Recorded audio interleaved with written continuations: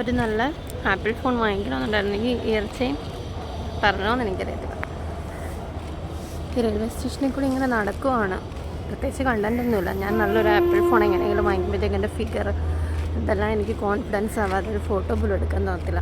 അങ്ങനെ apple phone use ചെയ്ത് damage ചെയ്ത് ആപ്പിൾ ലാപ്ടോപ്പ് ആയാലും എന്തായാലും എനിക്ക് ഒരു ക്യാമറ പിക്ചർ പോലും എടുക്കാൻ തോന്നാത്തൊരു രൂപത്തിലേക്ക് ഞാൻ കോൺഫിഡൻസ്ലെസ്സായി വർഷങ്ങളോളം ആ ഫോണൊക്കെ പിടിച്ച് എന്തെങ്കിലുമൊക്കെ സ്ട്രൈവിൽ അങ്ങനെ അങ്ങ് പോകും. പിന്നീട് ഇടയ്ക്ക് യൂട്യൂബൊക്കെ എടുക്കണമെന്ന് തോന്നും. അങ്ങനെയാണ് എൻ്റെ കാര്യങ്ങൾ. ആക്ച്വലി കുറേ എന്തൊക്കെയോ സംഭവങ്ങളുണ്ട്. അപ്പോൾ സബ്സ്ക്രൈബ് ചെയ്യുക. ഇപ്പം തന്നെ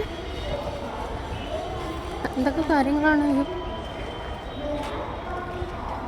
അപ്പോൾ ഇൻസ്റ്റാഗ്രാം പ്രൊഫൈൽ ഫോളോ ചെയ്യുക. മില്യൻസ് ആകട്ടെ. 1000 പോലും ആയിട്ടില്ല. 10,000 ഫോളോവേഴ്സ് പോലും ഇൻസ്റ്റാഗ്രാമിലായിട്ടില്ല. പിന്നെ അത് 100K അങ്ങനെ 200 അങ്ങനെ പോയി 1 മില്യൺ ആയി വരണം. 50 മില്യൺ 20 മില്യൺ അങ്ങനെ പോകുന്നൊരു സിറ്റുവേഷനിൽ ലാപ്ടോപ്പൊക്കെ കിട്ടുമായിരിക്കും ചിലപ്പോൾ. ഓക്കെ, അപ്പോൾ അതാണ് കാര്യം. അത് ഭയങ്കര വലിയ തിങ്സായിട്ട് ഞാനങ്ങ് സ്ട്രൈവ് ചെയ്യും. ഹോമൊക്കെ എന്ന് പറയുന്നത് നമുക്ക് ഹോമാണ്.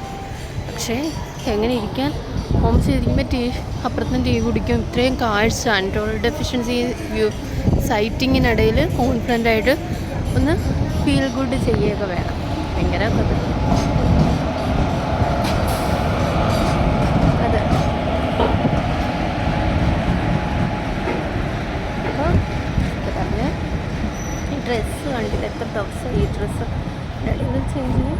അത് കഴിഞ്ഞ് വേറെ ഡ്രസ്സെങ്കിലും ഈ ഡ്രസ്സ് എനിക്ക് ജീൻസ് ടോപ്പ് എനിക്കറിയാവുന്ന കുറച്ച് പെട്ടെന്ന് ആകർഷിക്കുന്ന ഡ്രസ്സൊക്കെ ഇട്ട് പേഴ്സണാലിറ്റി ഇതാകുമ്പോൾ കയ്യിൽ ഈ സംഭവം വേണം, അല്ലെങ്കിൽ ബോറ്.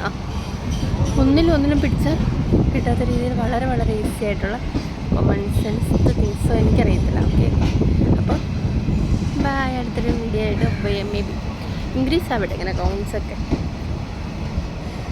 ലിസ്റ്റ് ആകുന്ന അവസ്ഥയും പിന്നീട് ന്യൂ സ്റ്റാർട്ടത്തില്ല. ബൈ.